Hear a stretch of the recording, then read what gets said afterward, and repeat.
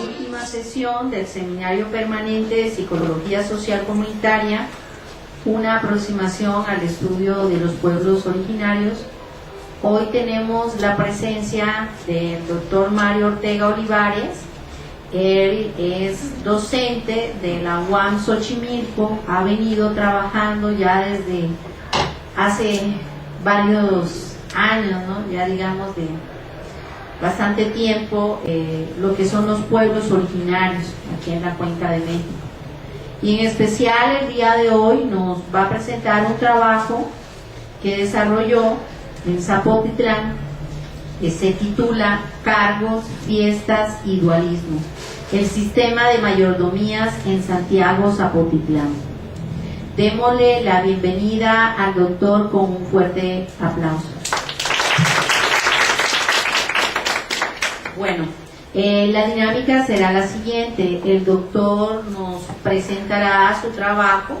Tenemos bastante tiempo, doctor, tenemos 1 hora o hora y cuarto para la presentación de su trabajo, y posteriormente a ello daremos paso a un ciclo de preguntas, reflexiones y demás. ¿Cómo no? Buenas tardes. La siguiente. Santiago Zapotitlán es uno de los pueblos originarios del Distrito Federal que se conurbó con la Ciudad de México. Se encuentra a unas cuadras del Walmart de Avenida Tláhuac. Según la tradición oral, los dos barrios de Zapotitlán tienen nombres en mexicano o náhuatl. El nombre del barrio de Santiago es Tlacopa, que es el oriente, y el barrio de Santa Ana es Cihuatlampa, que es el poniente. Tlacopa era la parte masculina y Cihuatlampa la parte femenina. La siguiente,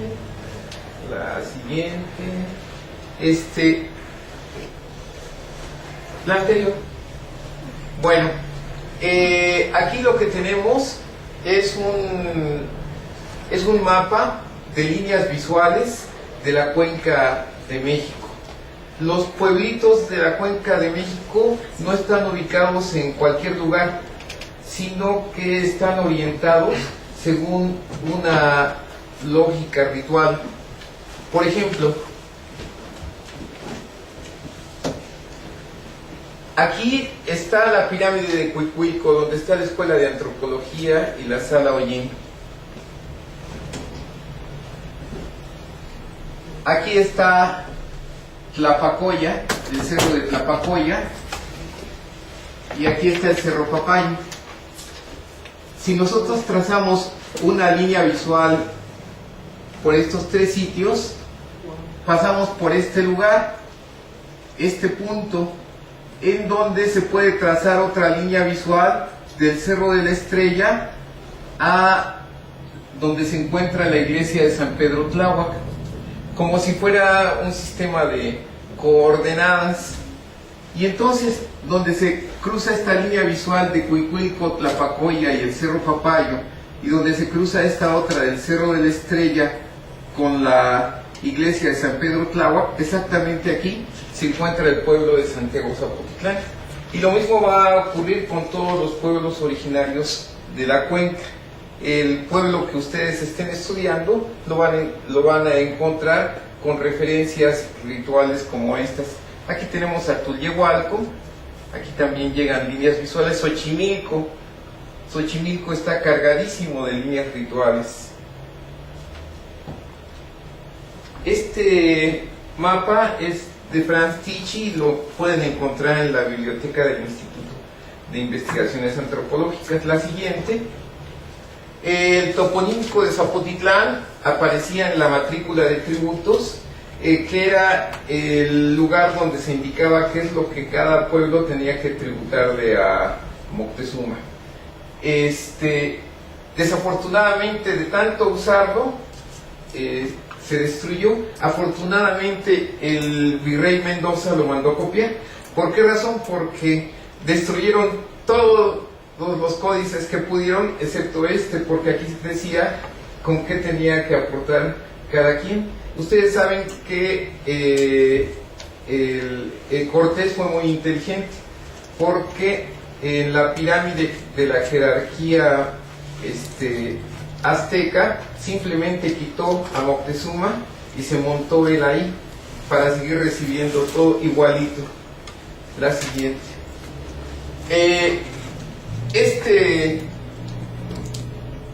Este árbol de zapote es el toponímico de Zapotitlán. La siguiente, por favor. Tlacopa o Tlaucopa es la región donde sale el sol. Ya habíamos dicho que es el barrio de Santiago. El lado de la luz cuyo color dominante es el rojo. Al poniente está la Cihuatlampa, la región de las mujeres donde habitan las diosas abuelas y las Cihuateteo, o mujeres que murieron en el parto. En el oriente, bueno, nosotros privilegiamos el norte con la brújula para orientarnos, pero antes de la conquista la orientación en Mesoamérica era el lugar donde salía el sol, que es el oriente.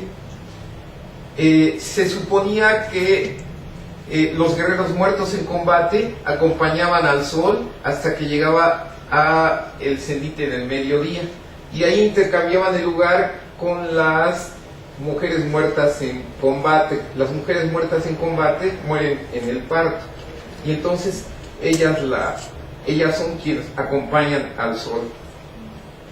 Aunque el santo patrono del pueblo es el apóstol Santiago, le dicen Señor Santiago porque tiene su señora Santa Ana. Las fiestas patronales del Señor y la Señora se celebran una después de otra, marcando la dualidad del pueblo. La dualidad. En el náhuatl todo es dual. Existe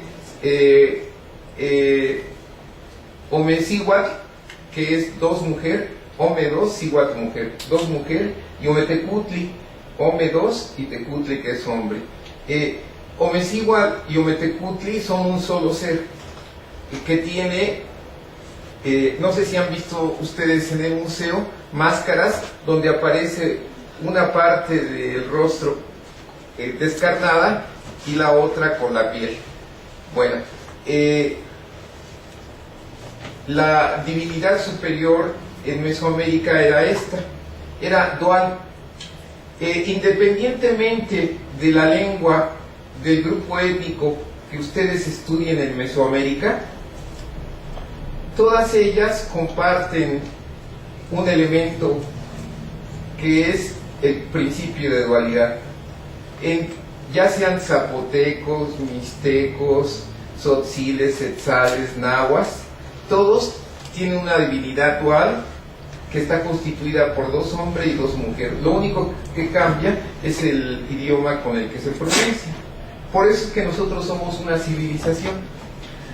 Cuando se discutía en la Cámara de Diputados la ley de derechos y cultura indígena, algunos diputados decían, no, es que no podemos conceder la autonomía porque si no el país se va a fragmentar. Esto no puede ocurrir, no nos podemos balcanizar, no somos una cultura totalmente opuesta a la otra, sino somos culturas de una misma civilización. Compartimos la divinidad superior, que es Omecihuatl y Ometecutli. Y bueno, y entonces nosotros los mestizos, ¿qué pasó con eso? No hay problema porque nosotros privilegiamos el culto a la guadalupana. Y si les pediría que en este momento traigan a la memoria la imagen de la guadalupana, y recordarán que está rodeada por... ¿Qué es lo que rodea a la guadalupana? Un sol. Trae un vestido de estrellas, pero está rodeada por un sol, y está encima de ¿qué? De una luna. Entonces, cuando adoramos a nuestra madre Guadalupe Tonantzin, estamos también adorando a la dualidad mesoamericana. Por esa misma razón, nosotros podemos tener diferencias, pero no podemos fragmentarnos, porque somos una sola civilización, aunque tengan diferentes lenguas. Yo recuerdo cuando llegué a las pláticas de paz en Guadalupe, Tepeyac, después de los enfrentamientos con el EZLN, y me encontré con que los guerrilleros chaparritos pero forniditos como motor traían colgada a la Virgen de Guadalupe, pero lo más impresionante es que todos me decían hermano, y entonces pregunté todo apenado, ¿y por qué hermano? Pues es que todos somos hijos de la Virgen. No, pues sí, sin duda. Y eso es lo que mantiene cohesionado a esta nación. Con la gente del norte no hay problema, porque el norte fue colonizado por las tlaxcaltecas. Muy bien. Entonces, la siguiente. No, perdón. Ok. Muy bien. Entonces, hay un quincunce en Zapotitlán. En el plano terrenal mesoamericano o quincunce existe el oriente, que es el rumbo de orientación por donde sale el sol. El poniente, donde el sol se oculta. También el norte, el sur y un centro. Tal como aparece en el plano de Tenochtitlán, con sus 4 barrios y el águila comiendo a la serpiente en la parte central. La siguiente, por favor. Este es un quincunce. Es el universo. Si se fijan, este quincunce está dividido en 4 partes, por estas 2 líneas diagonales. Hay una parte hacia arriba que corresponde al oriente, la de abajo es el poniente, los otros lados son el norte y el sur, pero hay en el mundo mesoamericano no solamente hay 4 rumbos, sino que hay un centro, que es donde se encuentra el águila comiendo a la serpiente, que recuerdan ustedes, ese es el símbolo de nuestra nacionalidad. Entonces, esta era la manera como se orientaban los mesoamericanos. Todavía cuando ustedes llegan a un pueblito les van a decir, oiga, ¿y dónde está el potrero? Pues está para arriba. ¿Y dónde está la laguna? Pues está para abajo. ¿Y dónde nos vamos a ver? Pues nos vemos en el centro. Así es como nos orientamos. A veces la gente se pregunta, ¿y dónde están los descendientes de esas personas que construyeron las pirámides de Teotihuacán o las de Tenochtitlán? ¿Dónde habrán quedado? Pues para encontrarlos simplemente basta con que nos coloquemos enfrente de un espejo.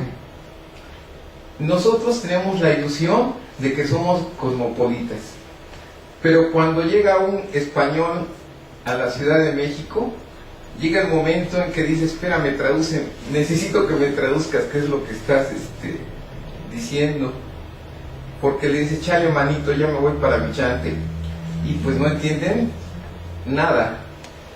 Nosotros somos portadores de la cultura mesoamericana, aunque no seamos conscientes de ello. Por ejemplo, en el uso del diminutivo como término de respeto. Yo nunca me atrevería a decirle abuela a mi abuela, porque se enojaría, pues como de que abuela, pues ¿qué estás enojado conmigo? Es mi abuelita. ¿Por qué? Porque es mi venerable abuela. En el náhuatl, el término reverencial es el diminutivo. Cuauhtémoc es Cuauhtémoc, pero Cuauhtémotzin es el reverenciado Cuauhtémoc, o el Cuauhtemito es el reverenciado Cuauhtémoc, y Cuauhtemotzintzin es el muy muy venerable Cuauhtémoc. Lo mismo Huehue, y Huehue es viejo, Huehuetzin es el viejito, o sea el venerable viejito, y el Huehuetzintzin es el viejitito, o sea es el más respetado de todos. Viajamos por Tlalpan, nos vamos a Azcapotzalco, vamos a subir al Popocatépetl, todos los días estamos hablando en náhuatl, pero no nos damos cuenta. Yo me enteré de eso cuando comencé a tener contacto en la universidad con mis compañeros de otros países. donde lo que yo daba por entendido, ellos lo veían con extrañeza. Por ejemplo, hace poco una de mis compañeras se casó con un centroeuropeo. Me invitaron a comer y me dice, a mí me caen muy bien los mexicanos. Ah, qué bueno, sí, porque sobre todo que aquí se comen las cucharas. Y dije, ¿cuál? No, nosotros no comemos las cucharas. Sí, claro, ustedes se comen las cucharas. Ustedes toman un pan de maíz plano, cortan un triángulo de él, forman una cuchara, toman la sopa y se comen la cuchara. Ah, no, pues sí, cierto.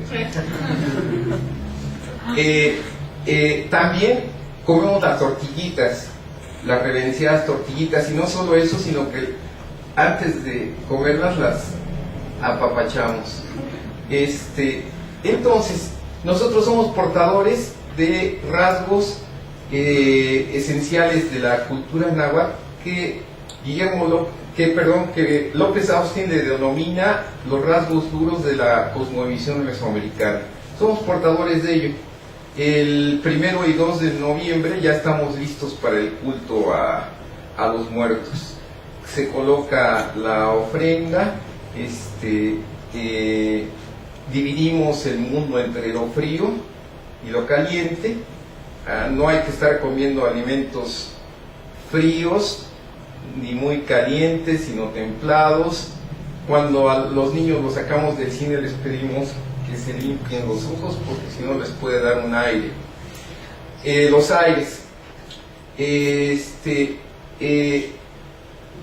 El mal, bueno, López Austin en su libro Cuerpo Humano e Ideología nos platica que en el cuerpo humano, desde el punto de vista mesoamericano, el alma es un gas luminoso, y que se concentra en una parte del cuerpo. Ya no me acuerdo si es la izquierda o la derecha, pero está en López Austin, y en otras 3 regiones, una que es la mollera, otra que es el corazón, y la otra que es el hígado. El teyolia, el hijillo y el tonali. No, teyolia, corazón, tonali, que es la mollera, y el hijillo, que es el hígado. Entonces,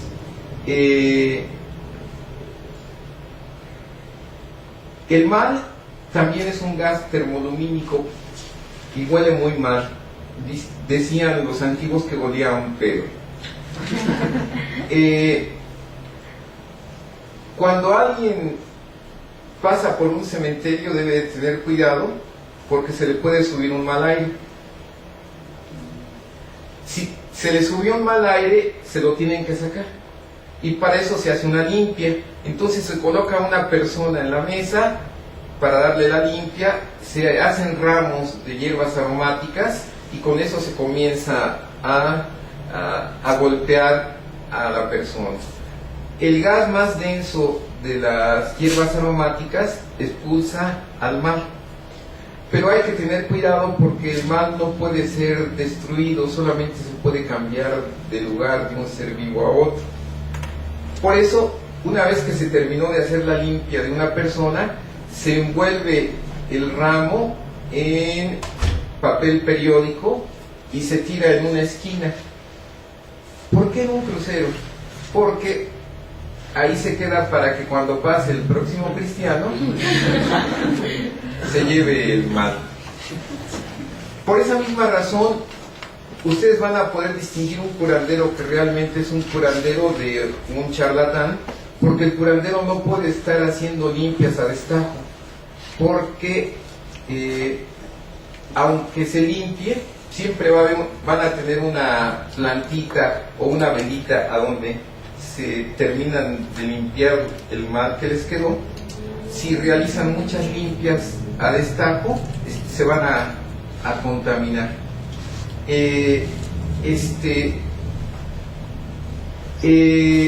Ustedes van a ver en las fiestas patronales en los pueblos originarios que llegan los danzantes concheros, y adelante de ellos viene el capitán o general, y viene una malinche que va cargando un incensario con copal. El humo del copal también realiza la función de purificación. Entonces, cuando va a pasar el santo patrono por una calle, se tiene que purificar la calle, y para eso se puede usar el humo del copal, o en algunos otros pueblos van niñas cargando una canastita con pétalos de flor y los van tirando antes de que pase el santo. Son niñas porque tienen que ser vírgenes, y ahora uno nunca sabe, entonces es la única manera de garantizarlo.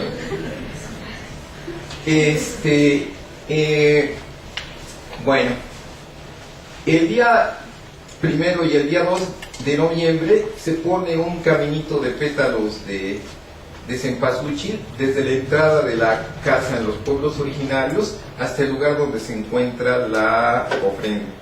Así el alma va caminando por ahí y sabe dónde va a llegar. Las almas viven en un lugar que es muy frío, en el inframundo. Entonces llegan ansiando calor y llegan ansiando alimento. Por esa misma razón debemos de tenerles encendidas una cera y debemos de tener el alimento que les gustaba.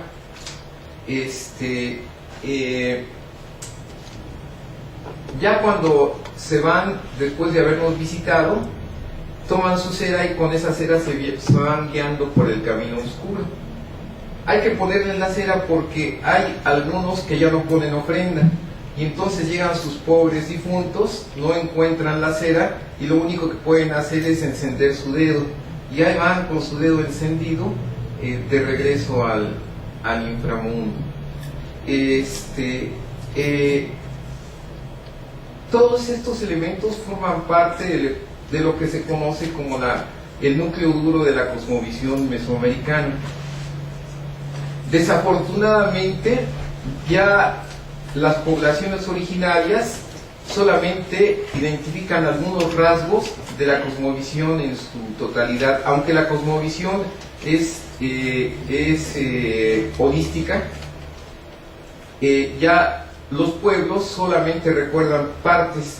En algunos pueblos se ponen ofrendas, en otros pueblos se hacen limpias, en otros pueblos se le pone sal a los muertos, en otros pueblos preparan la mortaja para el difunto, y al difunto le ponen una varita de membrillo, porque el camino que va a seguir a donde tiene que ir está lleno de abrojos y de nahuales. Entonces, si le sale un nahual con la varita de membrillo, los va a espantar. Necesita guaraches para que no le piquen las espinas. Algunos le ponen pedacitos de pasto para que dé de comer a los borreguitos que él mismo se comió y que lo alimentaron antes. Después se tiene que cruzar un río, y este río se cruza en el lomo de un perrito. Entonces hay que consentir a los perritos, porque el que le da de patadas a los perritos, cuando muere, no va a ser transportado en el lomo de al otro lado. Entonces el alma continúa su camino, y en Santana Tlacotenco, donde todavía se habla náhuatl, las viejitas me platicaron dos sitios a donde puede llegar el alma. Las que estaban más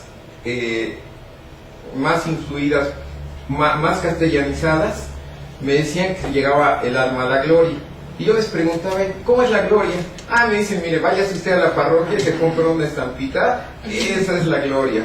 Y sí, es una estampita donde está Dios Padre, Dios Hijo, del Espíritu Santo, de los santos, y abajo están los pecadores quemándose en el infierno.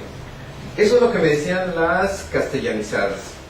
Las que hablaban más náhuatl me decían, bueno, a donde va usted a llegar es a un templo, no a una iglesia, no a una parroquia, sino a un templo.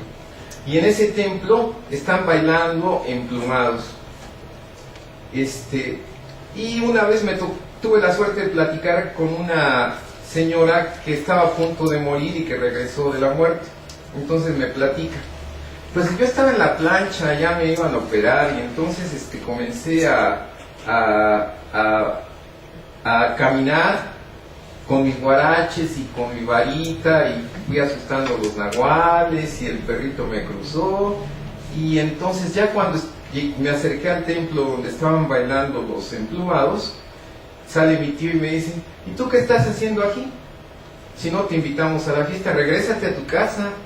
Y en ese momento fue cuando ella recupera el sentido en la plancha.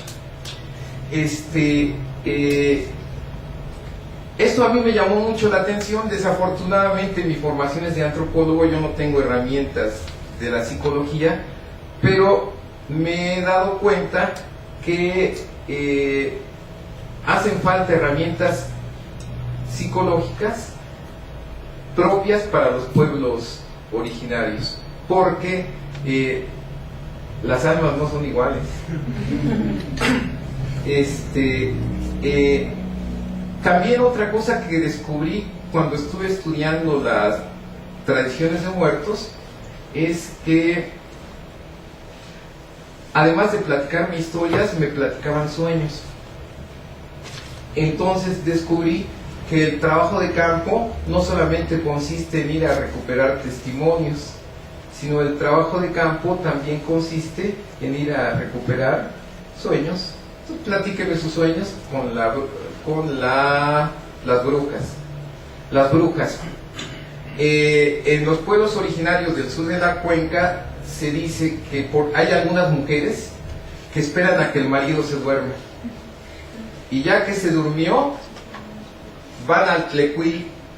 El tlecuil es el comal que está recargado sobre 3 piedras, y entonces brincan en el tlecuil en forma de cruz, y se quitan las piernas, las dejan ahí cruzadas, les salen alas de guajolote,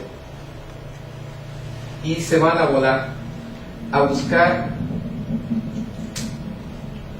chozas de papás descuidados para llegar a chuparle la mollera a los bebitos, que está muy asociada con los padecimientos gastrointestinales, la diarrea, el empacho. Ya que le chupó la mollera, regresa a su casa. Entonces brinca de nuevo en forma de cruz, pero en sentido inverso en el tlecuil. Ya se vuelve a poner sus piernas, ya se le caen las alas, y entonces ya permite que el esposo despierte.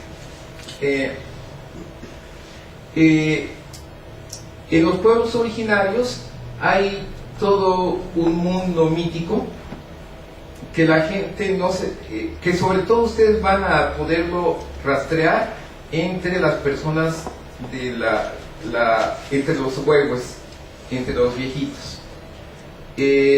Desafortunadamente, en cuanto saben que nosotros somos de la universidad, tienen miedo que nosotros los juzguemos de ignorantes. Entonces tenemos que ganarnos su confianza para que ellos sepan que no nos vamos a burlar, y que lo que ellos viven, su mundo mítico y onírico, para nosotros es extremadamente importante. Bueno, entonces íbamos en el quincunce. La siguiente, por favor. Bueno, en Santiago Zapotitlán me encontré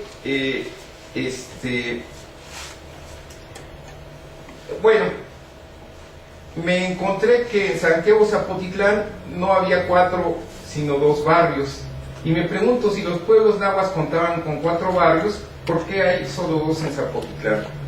La explicación la encontramos en su geografía.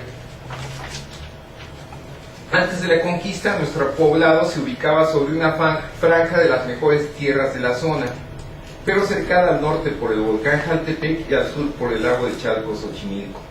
Por eso solo tuvo un barrio al oriente y otro al poniente, a diferencia de los 4 barrios del vecino pueblo de Cuitláhuac. que así se llamaba originalmente lo que conocemos como Tláhuac. Desafortunadamente Cui quiere decir excremento, y entonces lo mejor fue cortárselo.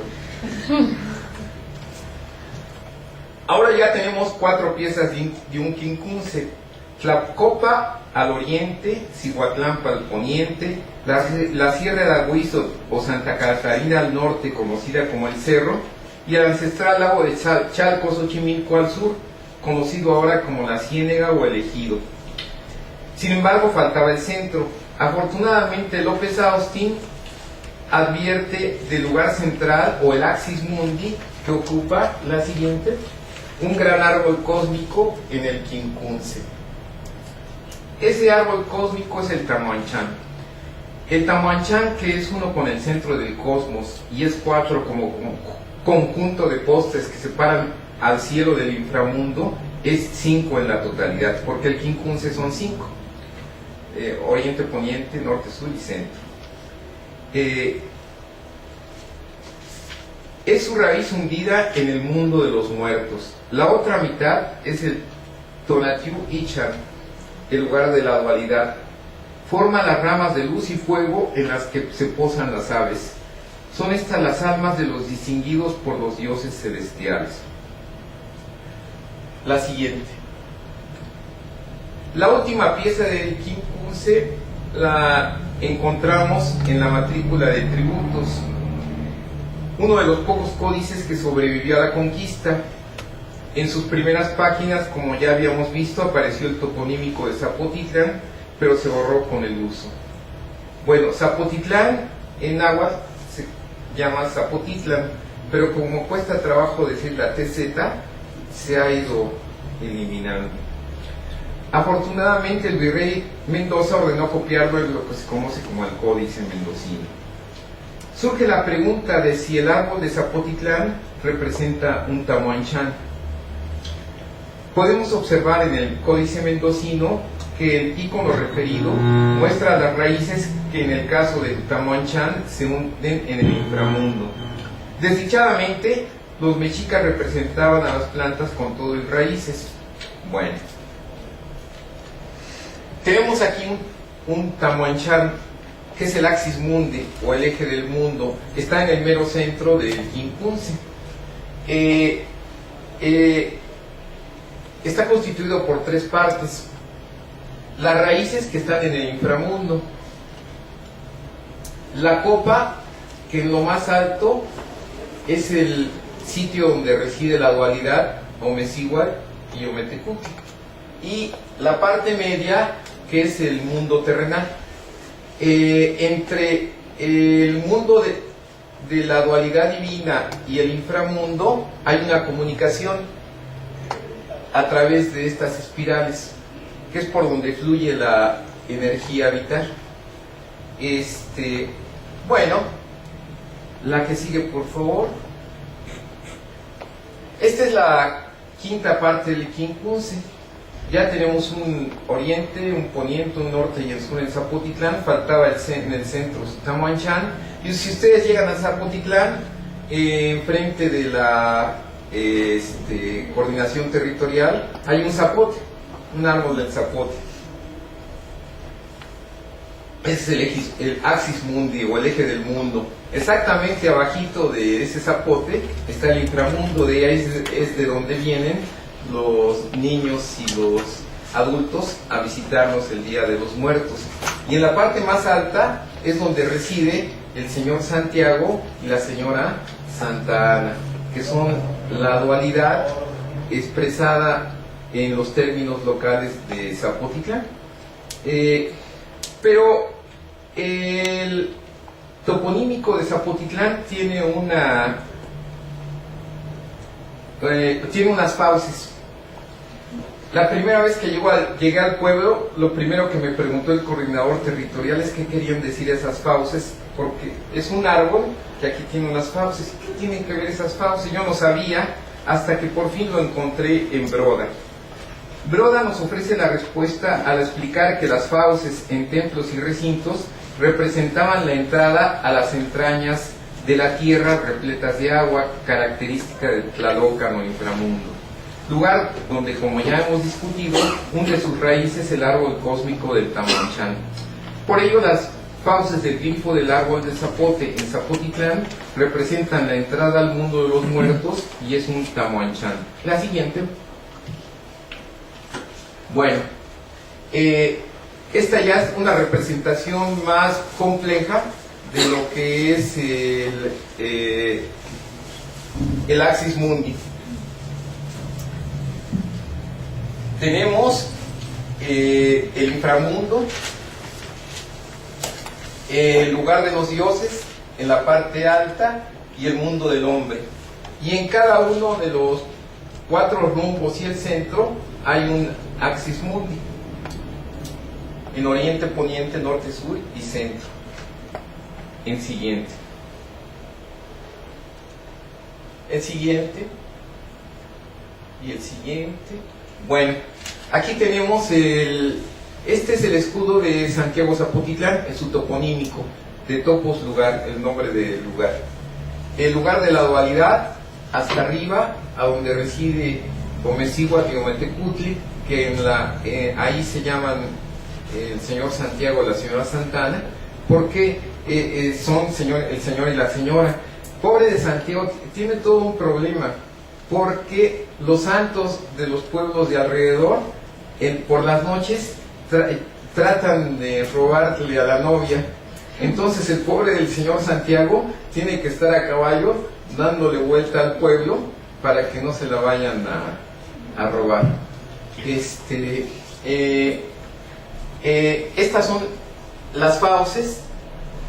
Aquí viene el nombre originario de Zapotitlán, que es con TZ, pero como es difícil decir ya la gente le dice Zapotitlán y ahora le dicen Zapo a algunos jóvenes, desafortunadamente.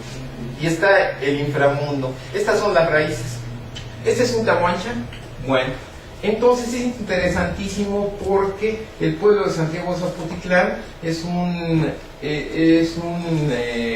esquema de la cosmovisión mesoamericana. La siguiente. Entonces, hemos completado el rompecabezas del Quincunce. Los nombres y la distribución del pueblo de Santiago Zapotitlán son una maqueta del cosmos mesoamericano. Al oriente se encuentra el barrio Santiago Tlacopa, al poniente Santana La Ciguatlampa, al norte la Sierra de Santa Catarina, al sur el lago de Chalco Xochimilco y al centro el poblado un Tamoanchán. Esto es en el plano terrenal. El árbol del zapote hunde sus raíces en el Tlalócan, lugar húmedo y frío de los muertos. Su copa llega al Omeyocan, residencia de la dualidad, representada en nuestro pueblo por el señor Santiago y su señora Santana. Como ella es madre de nuestra madre, como Santana es madre de nuestra madre, la Virgen María, es nuestra abuela, y su barrio es el de las ancianas, la Ciguatlampa femenina. El barrio masculino es Tlacopa, lugar del guerrero Santiago Huichilopostli, según Landa en 1992. Todavía cuentan los ancianos del pueblo que los días 25 y 26 de julio acostumbraban encender 2 fogatas arriba de una capilla, una para cada santo. Dicen que Santiago el guerrero representa el carácter rudo de los zapotecos y Santa Ana el amor de sus madres. La siguiente. La siguiente. La siguiente. La siguiente. Bueno, ahorita ya, ok. En el pueblo de Zapotitlán hay un dualismo interno que surge de la división del pueblo en 2 barrios. También existe un dualismo externo entre el pueblo de Santiago Zapotitlán y su compadre, el pueblo de los Reyes en Coyoacán, visitado todos los años por la gente de Zapotitlán para venerar al Cristo de las Misericordias. Bueno, aquí hay también una leyenda. Se dice que el Cristo de las Misericordias residía en Zapotitlán, pero un día lo llevaron a reparar al centro de la Ciudad de México. De regreso venían y pasaron por los Reyes estaban cansados, pidieron permiso para que descansara el Cristo en la iglesia local de los Reyes Coyoacán. Ellos se fueron a beber un pulque y ya cuando despertaron, el Cristo ya no quiso irse de los Reyes y ahí se quedó a vivir. Aumentó mucho su peso y ya no permitió que lo levantaran.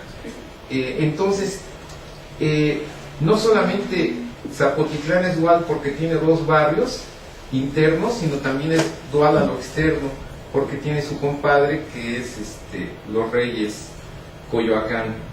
En Zapotitlán se celebran anualmente dos fiestas de luces y música. La primera el 4 de febrero, dedicado al Cristo de las Misericordias, conocido cariñosamente como el Chaparrito, asociada con el Año Nuevo Mesoamericano y el encendido del Fuego Nuevo. El segundo festejo ocurre entre los días 25 y 26 de julio, durante las lluvias, en honor al Señor Santiago y a la Señora Santa Ana respectivamente. En donde vivimos, ¿han visto alguna vez ustedes el invierno? No, aquí no hay nieve. Aquí en esta zona, en realidad tenemos solamente dos estaciones: la estación de lluvias y la estación de secas. Y a partir de esa división temporal se organiza la lógica en las comunidades. Bueno, hasta 1940 las fiestas en Zapotitlán recaían en un sencillo sistema de sitios. Cada sitio se componía de unos 3 o 4 predios. Había 4 o 2 personas por cada barrio que celebraban la mayordomía. Las mayordomías eran pequeñas, pero los abuelos y bisabuelos le ponían mucho entusiasmo. El castillo se montaba en un palo o poste de pino, con crucetas y morillos de ramas y ruedas adornadas con tiras de papel de China, porque eran de trueno, no eran de luces como ahora. Santa Ana, el barrio ubicado delante de la iglesia, era conocido como el barrio de los ricos. Allí vivían los Martínez, dueños de ranchos y tierras. Santiago, el barrio de los pobres, estaba detrás. La división territorial se traslapaba con la división social. En la época campesina de Zapotitlán, el sistema binario de mayordomías canalizó el peligro de una profundización de la brecha social entre el barrio rico y el pobre. La rivalidad simbolizaba el conflicto económico, pero se resolvía ritualmente en la lucha por realizar los festejos más vistosos a través de las mayordomías. La creciente desigualdad interna fue alterada con el ingreso de sus habitantes a empleos urbanos como en la compañía de teléfonos. Estamos hablando de población originaria. A veces escuchamos población originaria, nos imaginamos campesinos en la montaña de Guerrero, pero la población originaria de la Ciudad de México asiste a la universidad, viaja en metro, va a las discotecas, pero tiene altar de muertos en su vivienda y tienen al menos una Virgen de Guadalupe.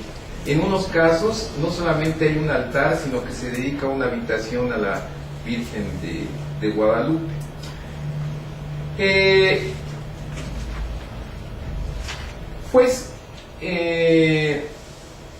Los Martínez, que eran los ricos de Zapotitlán, fueron vendiendo sus terrenos para construir condominios, y el barrio de Santiago fue aumentando sus ingresos y la dignidad. Se fueron matizando las diferencias económicas y culturales. Fue entonces cuando el sistema de mayordomías debió ser reformado para canalizar la disponibilidad de recursos económicos. Todo el mundo quería ser mayordomo. Bueno, las mayordomías. En las comunidades originarias hay una aspiración a mantener la igualdad social y a evitar que se polaricen las desigualdades económicas. ¿Cómo se evita que alguien se vuelva rico? Muy sencillo.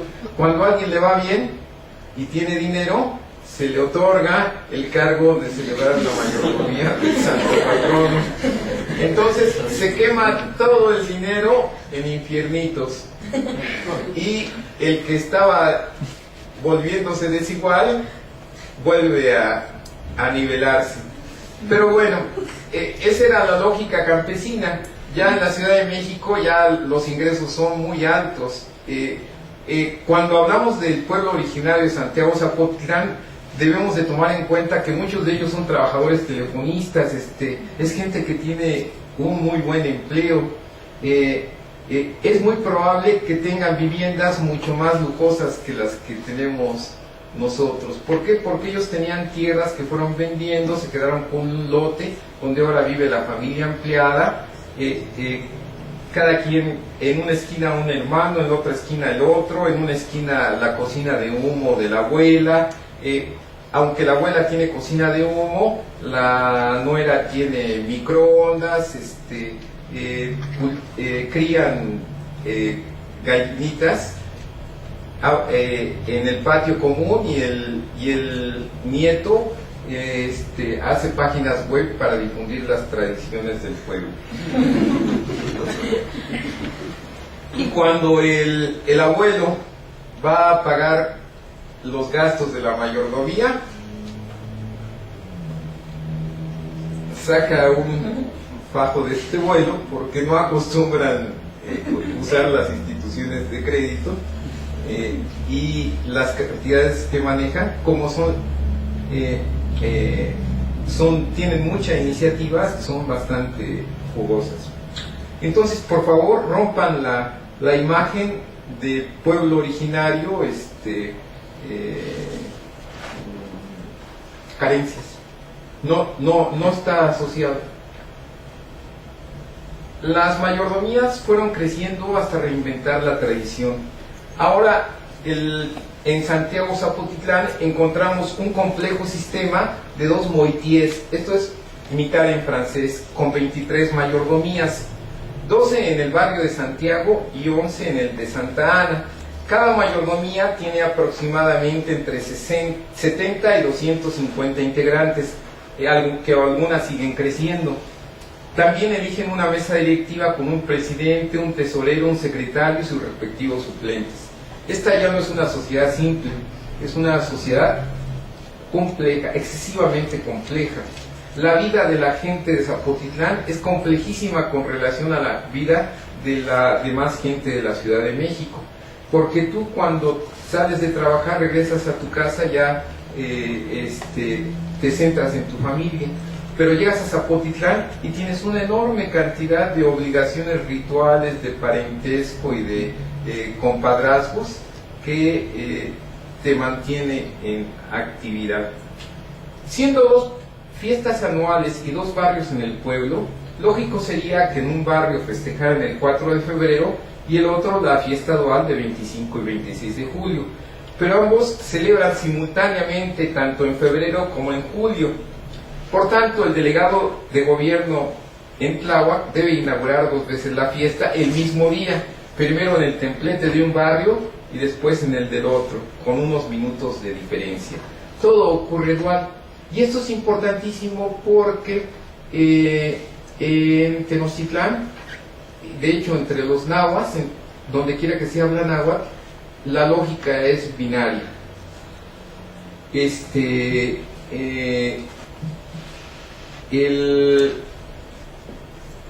El sistema de mayordomías es cíclico, pues las mayordomías de cada barrio se van turnando al cargo de organizar las fiestas siguiendo un orden numérico.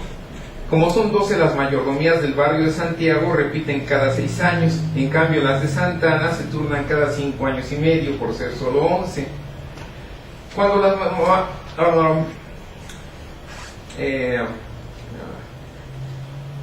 déjenme ver. Cada moitié incluye varias colonias. El barrio ya es una unidad más ritual en Zapotitlán que territorial.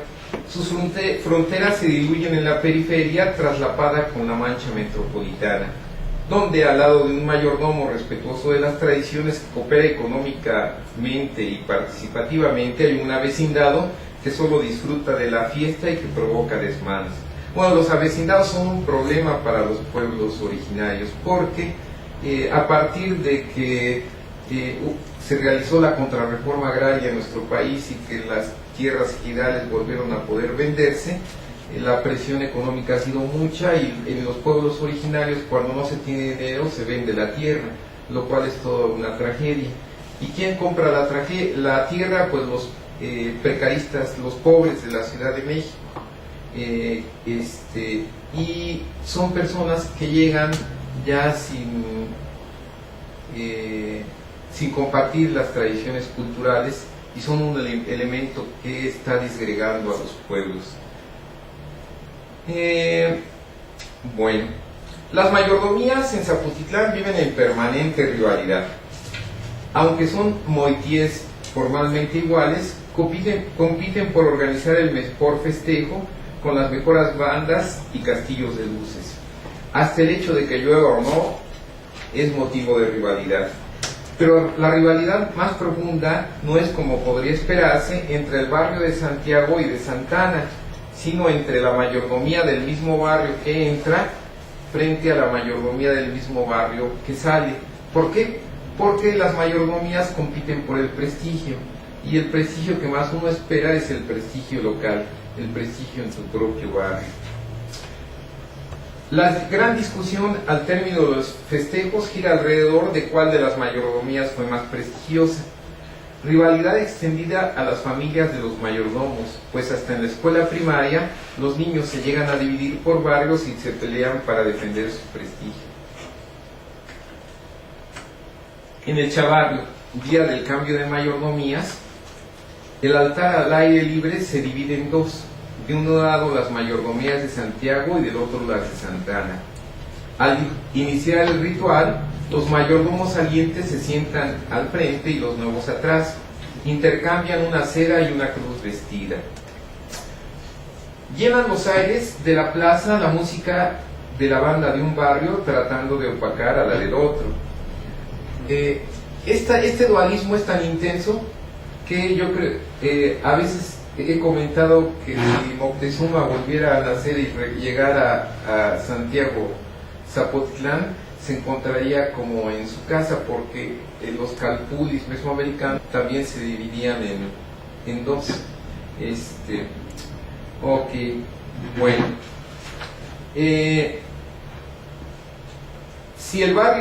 Si el sábado un barrio enciende sus castillos de luces, el otro lo trata de superar el domingo. La fiesta es exuberante.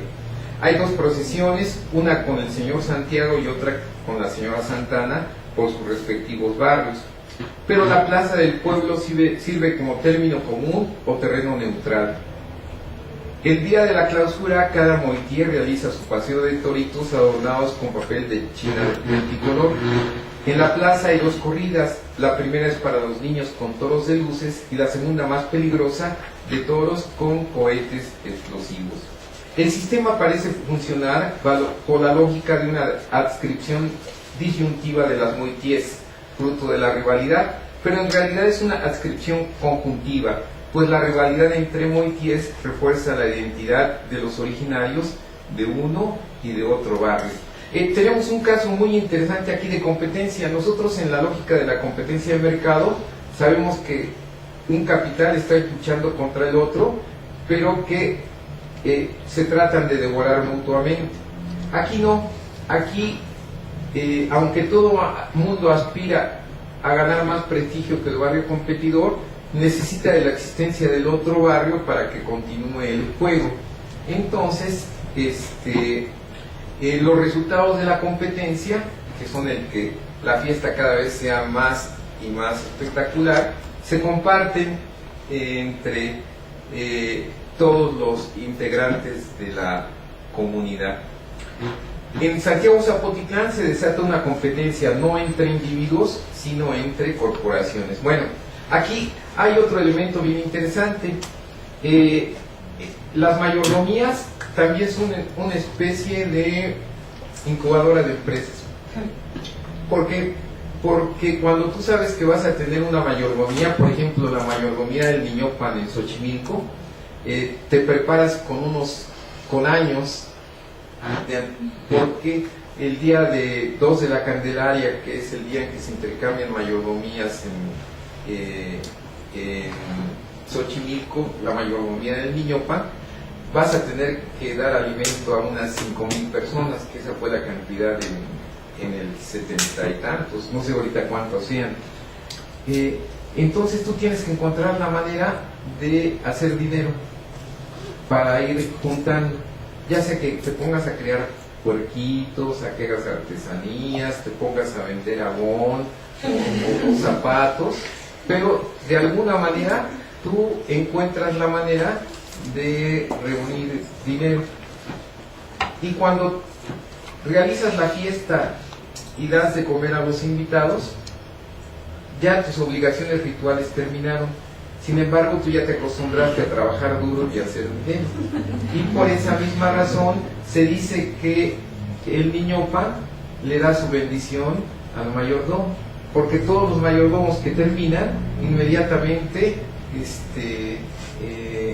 elevan su posición económica. Entonces es una forma de entrenamiento para aprender a hacer dinero, las mayordomías. Bueno, en Zapotitlán antes se acostumbraban celebrar 2 fiestas en las bodas, una en casa del novio y otra en casa de la novia. Los huevos pedían a la novia, el novio debía derribar un árbol y hacerlo leña para demostrar su hombría. Y en reciprocidad, la novia iba a casa de la madrina a martajar el maíz con el meclapil para demostrar que ella era una mujer. El meclapil es el metal. En Zapotitlán, los viejos sostienen que los seres humanos tienen su ser dual o nahual. Antes eran jaguares o coyotes, pero ahora como ya no hay, son perros bravos. Hay brujas buenas que curan y hay brujas malas que hacen daños. Las de maldad son mujeres que por las noches dejan sus piernas cruzadas en el tecuil y salen volando a chupar niños. Los xocholes nacen gemelos y por tanto iguales, pero tienen una jerarquía. El segundo xochol o gemelo es el más chingón. Si se le queda una persona viendo a uno de los xocholes, le salen bolas en la garganta. La única manera de curarlas es recurrir al segundo xochol, quien debe curar al cuello del enfermo, porque el segundo gemelo nace curando porque él es el coexpal. Bueno, estas son leyendas que recogí entre los ancianos de Zapotitlán, que ya muchos de los jóvenes ya no las recuerdan. Los fenómenos de la naturaleza también siguen una clasificación binaria. Existe un rayo macho y una centella hembra. El árbol macho del pirul da fruto, la hembra nada más florea. El alcanfor macho da una jicarita y el alcanfor hembra da barquillitos. Curiosamente, el pirul es clasificado según el esquema binario, pese a ser originario del Perú. Sin embargo, adquiere lógica, pues es una planta aromática con las cualidades mencionadas para la limpia del mal aire. Lo mismo ocurre con la ruda y el alcanfor. En Zapotitlán la reciprocidad se manifiesta a los padres de la novia con un guajolote, a los padrinos para hacer el encargo con pan y queso, y a los padrinos de la Virgen con dulce de calabaza. El 11 de diciembre, en vísperas de la fiesta de la Virgen de Guadalupe, se encienden hogueras fuera de las casas y 2 hileras de jóvenes saltan festivamente las hileras delumbradas en sentido contrario, porque obviamente se mantiene la competencia. El orden binario preside las fiestas de muertos. La primera oposición es entre los guerreros y los muertos sin violencia. Como los guerreros tienen mayor jerarquía, llegan antes a visitar la casa de sus familiares el 28 de octubre. Los muertos sin violencia deben esperar hasta noviembre. También a las mujeres muertas en parto corresponde tal honor, pues murieron combatiendo a la muerte. Los muertos sin violencia se dividen por edades. El 1 de noviembre corresponde a los niños y el 2 del mismo a los adultos. Para cada generación se preparan diferentes alimentos. La primera división es entre los muertos bautizados y quienes no alcanzaron el bautizo. Para los primeros se colocan ceras delante del altar En cambio, a quienes mueren sin bautizar o que fueron abortos, se les conoce como los limbos, un nombre que se pronuncia rápidamente en voz baja y casi en secreto. Los limbos solo tienen una velita de cebo para iluminarse, pues son los muertos vergonzantes.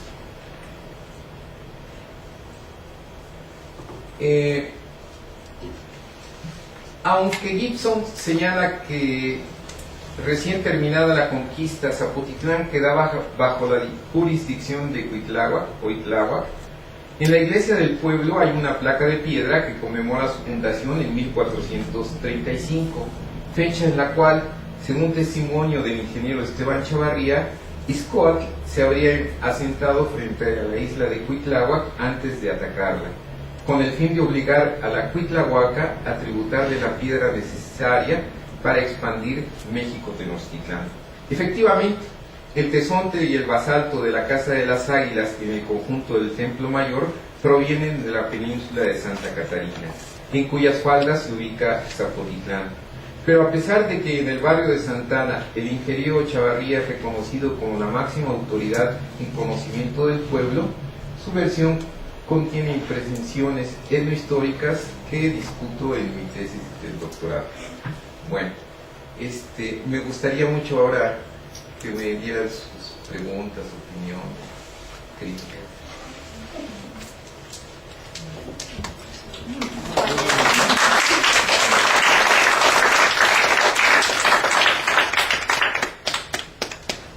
A ver, compañeros, preguntas o reflexiones que haya. Bueno, yo tengo una pregunta, sí. ¿Verdad? Usted comentaba en cierto tono sobre esta mayordomía y que en el caso de Santiago Zapotitlán, la mayordomía también era como una forma de que los mayordomos aprendieran a hacer dinero. Sin embargo, cuando hace esa anotación, yo me pregunto qué del carácter comunitario y colectivo del trabajo que se hace en el pueblo. Porque, por ejemplo, en el caso de nosotros que trabajamos en Santa Marta Catitlán, en el pueblo originario de Santa Marta Catitlán, no es precisamente solamente el mayordomo quien pone el dinero para las fiestas, sino que las fiestas es fruto de todo un trabajo colectivo y comunitario, ¿no? El dinero para la fiesta sale de todas las personas del pueblo. Y a lo mejor, a diferencia de lo que sucede en Santiago Zapotitlán, porque no podríamos decir que todos los pueblos originarios son homogéneos, por ejemplo, en el caso de Santa Marta Catitlán, los avecindados, muchos contribuyen, y en algunas veces se da el caso que contribuyen más que hasta los mismos originarios del pueblo, ¿no? Porque han generado todo un sentido de comunidad y también se ha creado, una pertenencia, ¿no? Se identifican con las fiestas patronales, se identifican con muchas prácticas culturales que tiene el pueblo. Entonces, porque cuando usted hablaba de eso, me daba la sensación que se asumía sobre un comportamiento individual, sobre una práctica dentro de una relación del capital. Y yo, por ejemplo, lo que he visto en Santa Marta Catitlán no es precisamente que la mayordomía funja como para que el mayordomo aprenda a hacer dinero. De hecho, por ejemplo, el mayordomo de la Santa Patrona del ciclo anterior, pues no salió ni con mucho dinero, sino al contrario, está en la cárcel. Y yo preguntaba, ¿por qué estaba en la cárcel? Bueno, porque lo había castigado la imagen. ¿Y por qué lo castigó la imagen? Por cómo se comportó el hijo. Fue un problema pues ya legal, pero en relación con el hijo, ¿no? Y bueno, yo a lo que voy es al comportamiento colectivo, al comportamiento comunitario. Bueno, en el coloquio que tuvimos hace poco, tuvimos la participación, bueno, de usted, que le doy gracias por habernos acompañado al evento, y también tuvimos la participación de muchos otros, también igual, no solo psicólogos, sino antropólogos. Y dentro de eso, por ejemplo, Andrés Medina me comentaba que él estaba en este momento trabajando sobre una tesis, que esto precisamente de lo comunitario dentro de los pueblos originarios data de la época colonial y que aún se puede rescatar vivo en el tejido social de los pueblos originarios. Un comentario, no sé, que respondas ante eso. Claro. Bueno, miren, sí, efectivamente, Ana María Portal habla de las mayordomías urbanas, mientras que en la mayordomía campesina predomina el que sea una persona o una familia, un matrimonio o una familia quien asume el cargo de la mayordomía. En las mayordomías urbanas ahora son sistemas por cooperación, porque bajo las relaciones de mercado ya nadie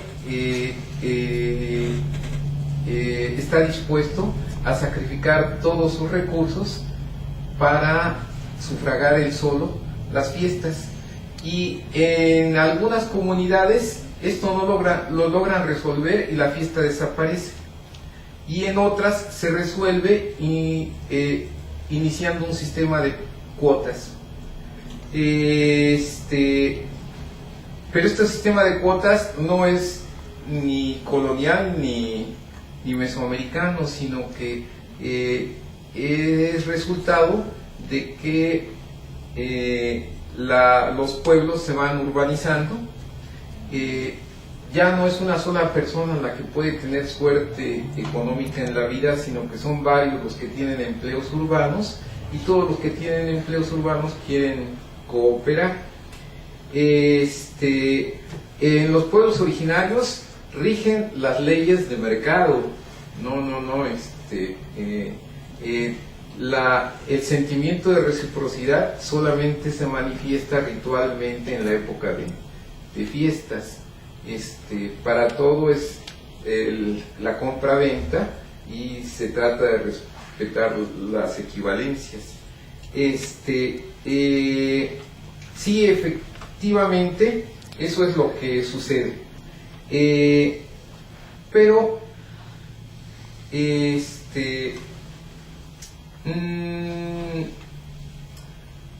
bueno, la lógica ritual que le da sentido a las fiestas es la lógica de la reciprocidad, que es otro de los rasgos duros de la cosmovisión mesoamericana. Todo el mundo espera reciprocidad en la relación de don y contradón. Yo te doy un regalo, pero como yo te di un regalo en tu cumpleaños, tú quedas en deuda, y cuando sea mi cumpleaños me tienes a su vez que regalar. Por esa misma razón, uno no debe de aceptar regalos muy valiosos, porque si aceptas un regalo muy valioso, dices, ¿qué quiere de mí? Me está ofendiendo, porque cuando sea su cumpleaños yo no voy a hacer un regalo, no tengo las posibilidades de hacer el mismo tipo de regalo. Entonces se debe de respetar la reciprocidad, esta relación de don y contra don. En Zapotitlán, en los días de fiesta se hacen banquetes ceremoniales en cada predio de la familia ampliada o de la familia troncal, y cuando terminas de comer, la señora de la casa te da un itacate, que es puede ser una bolsita llena de tamales o arroz, mole, pero esto establece una relación de don y contradón. Por ejemplo, si en Zapotitlán se invita al jefe en Telmex a comer y se le da su itacate, cuando hay posibilidades de que alguien se eleve de puesto dentro de la compañía, la esposa del jefe va a decirle, oye, pero pues si acuérdate de nuestro compadre, siempre son tan amables, me da mucha pena que siempre nos dan un enorme itacate, porque tú quedaste entonces en deuda y tienes que pagar en reciprocidad. Entonces esta reciprocidad se establece no solamente entre las personas, entre los amigos, parientes y parientes simbólicos como compadres o parientes rituales, sino también entre el mayordomo y el santo. ¿Qué es lo que se piensa? Todo el mundo, cuando le preguntas, ¿y usted por qué participa en la mayordomía? Va a decirte, no, sé que yo lo hago de todo corazón.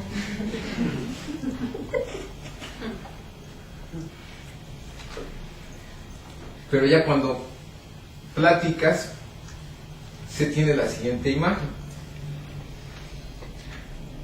Tú le organizas su fiesta al santo, entonces cuando te mueres y ya estás con San Pedro, te pone en la balanza, y si en la balanza te está yendo mal, ya corriendo Santiago, oye,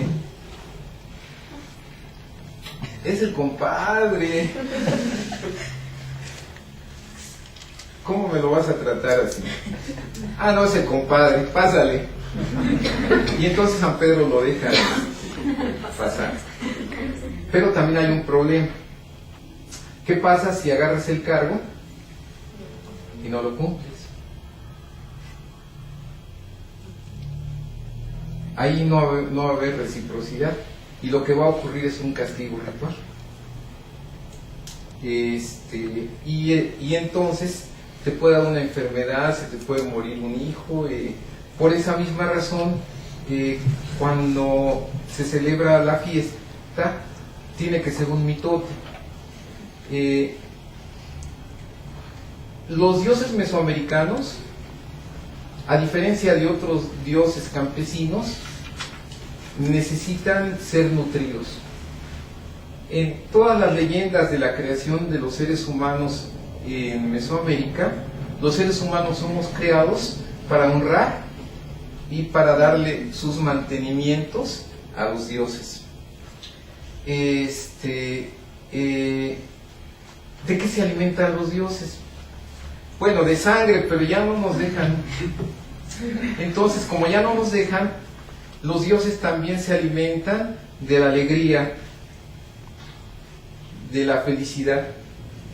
Y por esa misma razón, cuando nosotros celebramos a nuestros dioses y santos patrones, tenemos que nutrirlos, y cuando vas a nutrir a tu Dios, le entregas lo que tienes y un poquito más. Por tanto, nuestras fiestas no pueden ser como una reunión de británicos. Nuestras fiestas tienen que ser mitotes, porque tenemos que celebrar y tenemos que dilapidar riqueza lo que se pueda y un poquito más. El mayordomo va a quedar muy feliz de la vida si no solamente se gastó todo lo que tenía, sino que además se ganó una deuda por ahí. Parecería que con el sistema de cuotas, los avecindados a veces dicen, los mayordomos se roban el dinero. No se lo roban, porque si te lo robas estás robando dinero divino y vas a ser castigado. Al contrario, lo que es más común es que, aunque sea el mayordomo y aunque reciba cuotas de todo el pueblo, a la mera hora se necesita darle el pulque a los de la banda, y ahí salen, y si no tiene, consigue y queda endeudado. Pero no hay problema, porque estás entregándolo todo, y entonces los santos quedan en deuda contigo. ¿Y cómo van a ser recíprocos? Pues otorgándote bienes y dones. Entonces esa es la lógica. Es la lógica de la reciprocidad. Pero eso quiere decir que en Zapotitlán o en Caltongo o en Santana Tlacotenco la gente regala dinero. No. En todos los pueblos originarios de la cuenca rigen las leyes de mercado. Pero en materia ritual, ahí sí predomina estas relaciones de reciprocidad. Pero es una reciprocidad simbólica. ¿Tienes una pregunta? Yo sí.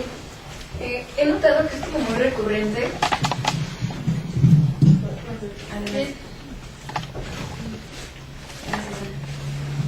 He notado que es muy recurrente la leyenda de que el santo llega a tal iglesia y entonces se pone muy pesado y entonces ya de allí no se lo llevan.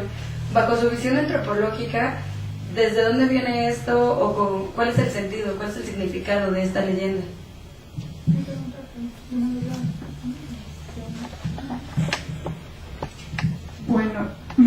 Bueno, tengo dos preguntas, más bien sobre dos cosas.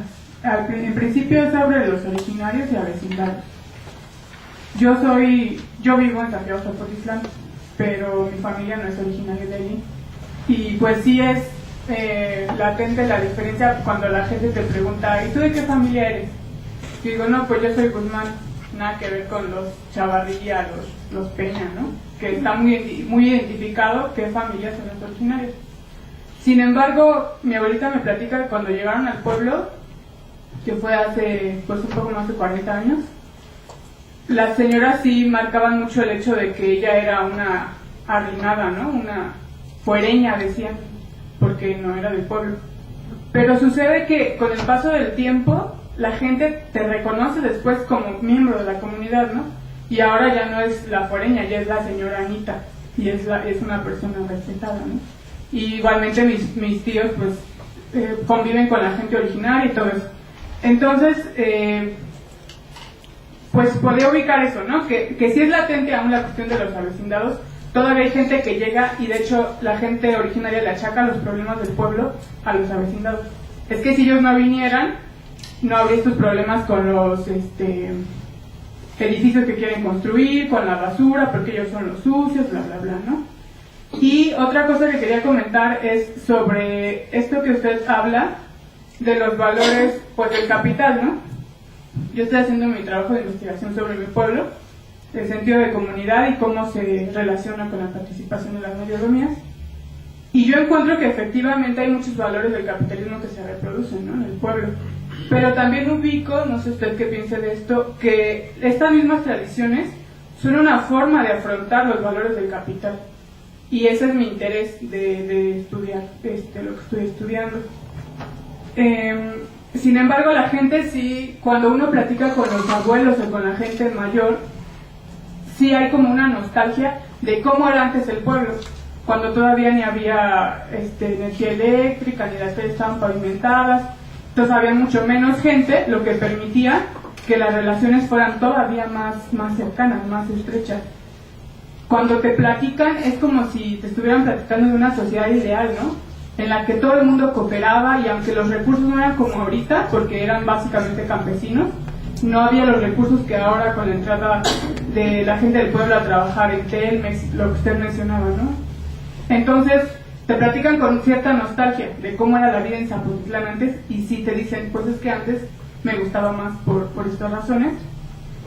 Entonces, eso mismo estaba pensando ahorita que dijo usted sobre las fiestas, que efectivamente son diferentes. Si uno ve las fotos de la fiesta en Zapotitlán de hace 30 años, ves apenas unas almas, ¿no? Y si van ahorita en febrero, que están todos invitados, a mi casa pueden llegar con mucho gusto. Porque aparte para la gente de Zapotitlán es como un honor que la gente vaya al día de la fiesta. Entonces, uno cuando va ahora, pues te das cuenta que está a desbordar la plaza, va gente de muchos lados, ya ni dicen mucho la gente, ya la fiesta ni siquiera es para los del pueblo, es para todos los que vienen, hasta en la radio lo anuncian, ¿no?, porque tiene mucha fama. Se supone que es la segunda fiesta más importante del Distrito Federal y es 2 veces al año. Entonces, cuando vas y te das cuenta de la cantidad de gente, pues sí uno se da cuenta que hacía falta un sistema diferente para organizar la fiesta, ¿no? Porque antes igual una sola familia podía solventar la organización de la fiesta, pues dado que eran muy poquitos, ahora ya no, ya son muchísimos. Entonces estos elementos son los que quería comentar. Muchas gracias. Sí, efectivamente, bueno, sobre el peso de los santos, en la escuela de antropología, con varios de mis compañeros que estudian otros pueblos, hemos encontrado la misma lógica. Que el santo, cuando ya no desea algo, se vuelve muy pesado y no lo puedes mover.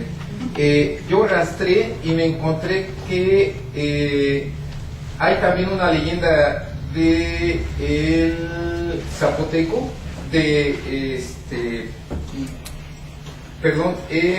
hay una leyenda en Tepoztlán en donde ocurre lo mismo, que el dios se vuelve muy pesado, pero yo no encontré explicaciones. Es todavía, yo creo, un tema por investigar. Sí, efectivamente, bueno, las familias troncales son muy importantes en los pueblos originarios. Cuando ustedes llegan a un pueblo originario, identifican cuáles son las familias troncales, porque ellas son las que reproducen las tradiciones y reproducen las fiestas. Les recomiendo también que hagan genealogías y vean no solamente las relaciones de parentesco, sino, por ejemplo, en una familia, quiénes han sido reinas del carnaval, quiénes han sido cargueros, quiénes han sido mayordomos, quienes bailan en la danza de santiagueros o danzas aztecas, y van a encontrar que son familias. Cuando alguien asume un cargo en estos pueblos, no lo está haciendo él solamente, sino que toda la familia, todas las señoras, por ejemplo, ya saben, hijos, vamos a tener que cocinar, pero para muchísimas personas. Por cierto, yo les pregunté a las señoras, oiga, y tienen tantas fiestas, ¿no se cansan de estar aquí y dice para tanta gente? Y una de ellas me dijo, bueno, lo que pasa es que usted cree que estamos nosotros cocinando comida, pero nosotros lo que estamos cocinando es familia. Si es la abuela la que preparó el mole, el nieto que ya renegó del pueblo y que se fue a Santa Fe, va a tener que estar ahí. Entonces eso mantiene la cohesión. Por el otro lado, los originarios achacan todos los males del mundo a los avecindados, y los avecindados achacan todos los males del mundo a los originarios. En Xochimilco, en el barrio de Caltongo, hemos tenido, el año pasado tuvimos ya un enfrentamiento porque la procesión del Niño Pan va por la avenida Nuevo León, que es la única vía de comunicación que existe, y se cierra la comunicación en Xochimilco, y un avecindado le echó trató de rebasar a la procesión para no quedar embotellado. Acá se atropella a una niña, lo bajaron y tuvo que llegar la policía para evitar un linchamiento. Entonces es un problema que hay que tratar con pinzas. Efectivamente, los avecindados llegan de fuera, pero sus hijos ya nacieron ahí. Entonces los niños de ahí ya son de Zapotitlán, porque crecieron ya en ese ambiente, y entonces se integran. Hicimos nosotros un censo en la primaria y le preguntamos a los niños cuál era la fiesta más importante a lo largo del año. Los originarios nos dijeron que era la Navidad, y los niños avecindados nos dijeron que eran las fiestas de luces y música del pueblo. Parece que los niños originarios tratan de evitar que los vinculen con el origen étnico, y por eso se tratan de presentar como cosmopolitas. Bueno, sí, efectivamente, en estos pueblos rigen las leyes capitalistas del mercado. Afortunadamente, durante el ciclo ritual predominan las relaciones de ayuda mutua y de reciprocidad, y eso es lo que permite que los pueblos no se desintegren. Pero no hay que dejarse engañar.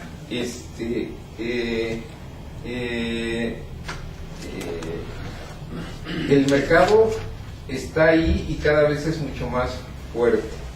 Y sí, la nostalgia del pasado, y yo les recomiendo que cuando estudien pueblos originarios busquen a los abuelos y las abuelas de las familias troncales. Por ahí va porque esos son los hilos conductores, también me he dado cuenta de algo. Los jóvenes de los pueblos originarios llegan a la universidad y no quieren ni que se enteren que son de Xochimilco. Pero los viejitos me dicen, no hay problema, está joven. Porque dicen que a ellos les pasó lo mismo. Dicen, a mí también me ocurrió. Cuando fui joven, me fui a trabajar a la Ciudad de México, de indio no me bajaban, pero pues con el tiempo reconocí quién soy. Entonces, lo que me dicen es que esos jóvenes que parece que se están desvinculando del mundo tradicional, a medida que maduren, a medida que los golpes de la discriminación los vayan castigando, tendrán que ir regresando a la afirmación étnica. Bueno, si bien, pues sí, en efecto estoy de acuerdo, porque yo pienso que las leyes del mercado no solamente cruzan a los pueblos originarios, sino todo, ¿no? Pero también veo que los pueblos originarios, no, en efecto, centrándome en una posición romántica de los pueblos originarios, ¿no? Pero sí veo que en los pueblos originarios existe un sentido de comunidad. El sentido de comunidad es, digamos, una característica psicosocial comunitaria que nosotros trabajamos como psicólogos, porque siempre se piensa, no, al psicólogo trabajando procesos psíquicos individuales y no. Entonces, dentro de esta categoría de sentido de comunidad analizamos lo que es la membresía que hay, porque sí hay una membresía, sí hay una pertenencia de los originarios y algunos avecindados, ¿verdad?, sobre su pertenencia al pueblo. Hay unos límites de, nosotros somos, por ejemplo, de aquí, por ejemplo, de Santiago Zapotitlán, y ellos no son de acá. Nosotros hacemos de tal forma la comida, de tal forma el baile, así celebramos el santo, y los otros ¿no? Entonces, esas diferencias también van generando, esos límites van generando esa también pertenencia dentro de ese grupo. Pero no solamente se ve eso. Yo creo que no es solamente dentro del sistema ritual, sino en la misma vida cotidiana, lo que hemos observado, por ejemplo, en Santa Marta Catitla, los lazos emocionales, que es otra de las características del sentido de comunidad. Las relaciones de compadrazgo no solamente están dentro del ciclo ritual, sino están en la cotidianidad, en su forma de relación. Y eso permite, en efecto, que se fortalezca la comunidad y que haga frente, por ejemplo, a otros valores que plantea el mercado, ¿no? Porque el mercado te plantea el individualismo, la desestructuración de ese tejido social y, por supuesto, este otro tipo de relaciones lo que hacen es que estructuran ese tejido social de una forma cohesionada, y eso lo puedes ver en la cotidianidad del pueblo, ¿no? En cómo vive el pueblo, cómo vive la gente del pueblo, y por supuesto en la necesidad de resolver problemas conjuntos.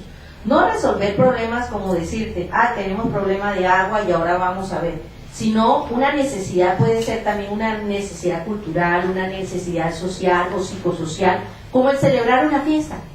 Entonces, aquí no se pueden decir, aquí no se acaban las fiestas. No se acaban las fiestas y, por supuesto, para que no se acabe, todos tenemos que trabajar, todos tenemos que cooperar. Cuando yo llegué a México, yo no soy mexicana, soy colombiana, veía eso del itacate en las fiestas, que es una práctica también cotidiana. La gente aquí lo hace pues, como algo demasiado natural, algo que hace parte de la cultura, como hacer cualquier cosa. Pero para mí eso, la verdad fue, yo dije, híjole, bueno, la verdad es que son amplios los mexicanos, ¿no? Porque luego allá en Colombia, de donde soy yo, si tú haces una fiesta, te dan si acaso una racioncita. Y si tú vuelves a pedir, oye, ¿qué te pasa, no? Y mucho menos que lleves para tu casa, ¿no? Es porque es sentido como de la propiedad y la propiedad individual, y no hay esa práctica tan colectiva de, bueno, te voy a reconocer a partir de este itacate, ¿no? O sea, de una forma de reconocer al otro, pero también de dar y de compartir de lo que uno tiene. Por ejemplo, aquí en México uno dice, te invito, ves a tu casa, ¿no? A tu casa, y que tu casa es mi casa, ¿no? Yo eso no lo entendía, ¿no? Y muchas otras prácticas que hablan de el sentir colectivo, de sentir en nosotros, de vivenciar en nosotros, y que yo creo que eso permite también de proponer una forma de vida comunitaria que hay que fortalecerla, no en el sentido romántico, porque sí el capital está en todos lados, pero sí en el sentido de que hay que ubicar que esto es un potencial, una fortaleza, ¿sí?, para trabajar en la comunidad y para que, digamos, no se pierda, ¿no? No se pierda con el tiempo, se transforman, ¿no? Pero que no se pierdan este sistema de valores como la solidaridad, como por ejemplo la reciprocidad, ¿no? Y esta forma de pertenencia dentro de una identidad cultural muy particular, ¿no? Bueno, pues yo también soy, digamos, migrante, mi familia es migrante de Tlaltenco, o sea que muy cercana a toda la vida de Zapotitlán y que está muy permeada en esa región. Sin embargo, mi referente también familiar es que venimos de la Mixteca Baja, Oaxaca, y algo muy chistoso es esto, ¿no?, de que reconozco todo aquello que es muy originario del pueblo de donde es mi madre, pero llego a un lugar en donde también tienen estos arraigos, ¿no? Y si me dicen de dónde soy, obviamente diré que soy acaquizapeña, que soy de Oaxaca. Sin embargo, estoy muy permeada también por estas prácticas culturales que tengo en el lugar en donde vivo, ¿no? Y ahorita que estaba mencionando en la parte de los santos, les quiero compartir que lo mismo pasó en el pueblo de mi mamá, y si bien no tengo un referente histórico como tal, un dato, mi abuela, bueno, la gente grande lo que nos dice es que uno no escoge al santo patrón, sino que son ellos los que nos escogen. Entonces dice que, por ejemplo, ese santo patrón estuvo en un lugar y cuidó de ese lugar por un cierto tiempo, pero durante su caminar, si él encuentra otro lugar donde quiere estar y quiere cuidar a quienes habitan ahí, es ahí donde se queda. Entonces eso pasó en mi pueblo. ¿Qué pasó? Fue un peregrinar de otro pueblo que llevaba a la Virgen de la Asunción, de 15 de agosto se celebra, y siempre hace referencia a bajo la sombra de un gran árbol, y ahorita me sonó mucho esta historia. Era un pirul, y después de descansar ya no pudieron llevarse a la Virgen. Entonces, ¿qué dijeron? Le mandaron a llamar a la gente del pueblo y dijeron, ¿qué hacemos? La Virgen no se quiere ir. Entonces dijeron, pues la Virgen nos escogió. Entonces les dejamos a la Virgen y se llevaron al santo que tenía el pueblo, digamos, como ese intercambio. ¿Por qué? Porque la Virgen eligió ese lugar para que le hicieran su altar. Entonces, y es algo muy, muy recurrente, incluso ahí se maneja mucho lo que podríamos decir nosotros, las figuras de los dioses, a lo mejor dentro del náhuatl, bueno, de toda la cultura mexica, se identifica Tlaloc y todo eso, pero bueno, ahí en la región de la Mixteca, sobre todo en el pueblo, se maneja como ídolos, y que son estas piedras talladas. Y lo que decía mi abuelo, porque los ídolos también llegan y cuidan las tierras. Entonces, los ídolos llegan, nos escogen, nos cuidan por un tiempo, pero de repente se van. Se van hacia otro mandato, a cuidar otras cosas, y eso es, creo que mi explicación con respecto a por qué se quedan unos santos en un lugar y no, porque son ellos los que nos escogen el lugar, no nosotros a ellos, ¿no? Y eso era. Este es un tema por investigar, si alguno anda buscando tema de tenis, por ahí le puede entrar. Sí, los dioses son veleidosos, y por esa misma razón debemos entregarle todo lo que tenemos y un poco más, de tal manera que la lógica de la relación entre seres humanos, dioses y santos que tenemos en Mesoamérica es la lógica de la lógica del mitote, la lógica de lo exacerbado. Nuestras fiestas no pueden ser fiestas no pueden ser fiestecitas ligeras. tenemos que reventarnos, porque al hacerlo estamos entregando toda nuestra energía a los dioses.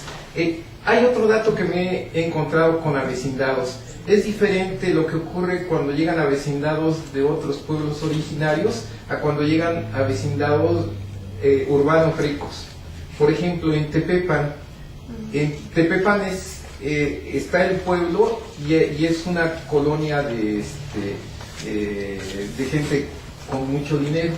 Y la gente que llega con mucho dinero ahí está permanentemente cuestionando a las fiestas, cuestionando que no se permita la circulación por las fiestas, no quiere que truenen cohetes porque se alteran los perros, entran en conflicto. En cambio, cuando llegan migrantes de escasos recursos y de pueblos originarios a los pueblos originarios de la cuenca, se acomodan, se sienten a gusto, participan en las fiestas, dan sus cooperaciones, ponen los altares, es diferente cómo participan. Y bueno, Erich Fromm hizo trabajo de campo en Morelos, y Erich Fromm identificó que no solamente existe el carácter individual, sino que también existen los caracteres sociales. Identifica 3 tipos diferentes de caracteres para las zonas rurales en México. Hay un carácter social de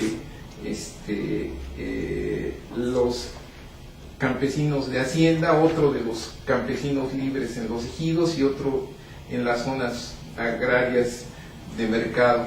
Sí, efectivamente vamos a encontrar este carácter social. Por ejemplo, si ustedes le preguntan a los viejos de Zapotitlán cómo es su carácter, dicen: nosotros somos zapotercos. Tienen muy definido y esta ha sido una estrategia. ¿Por qué? Porque frente a la discriminación que han sufrido y siguen sufriendo en la Ciudad de México, la respuesta ha sido la terquedad. Y me dicen: ¿por qué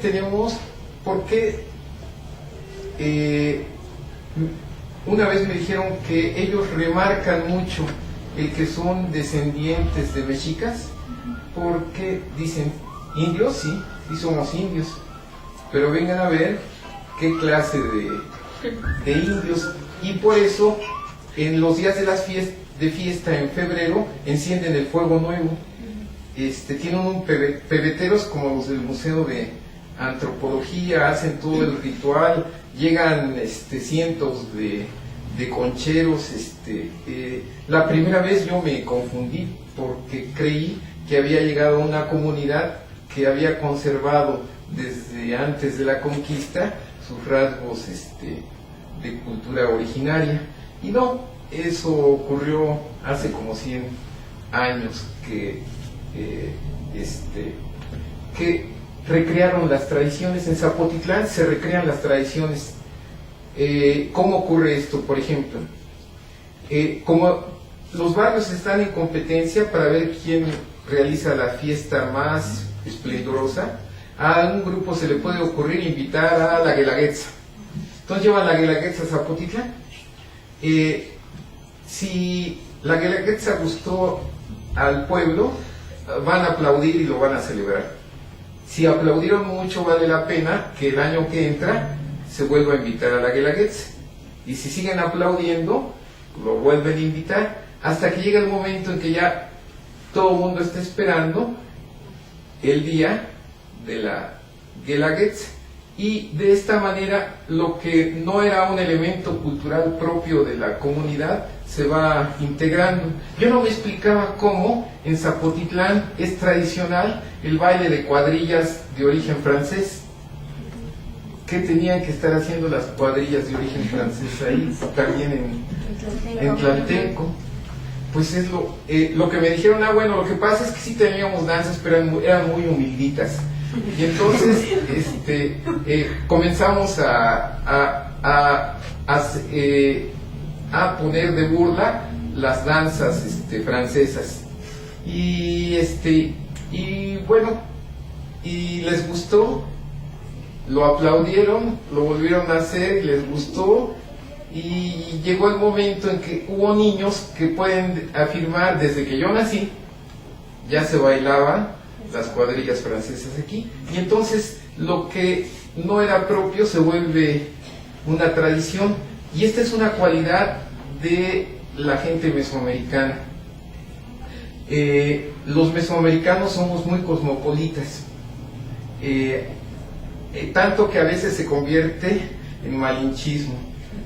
Pero nosotros siempre hemos estado abiertos a las otras culturas, pero esa ha sido una forma de fortalecer nuestra identidad, porque nos llega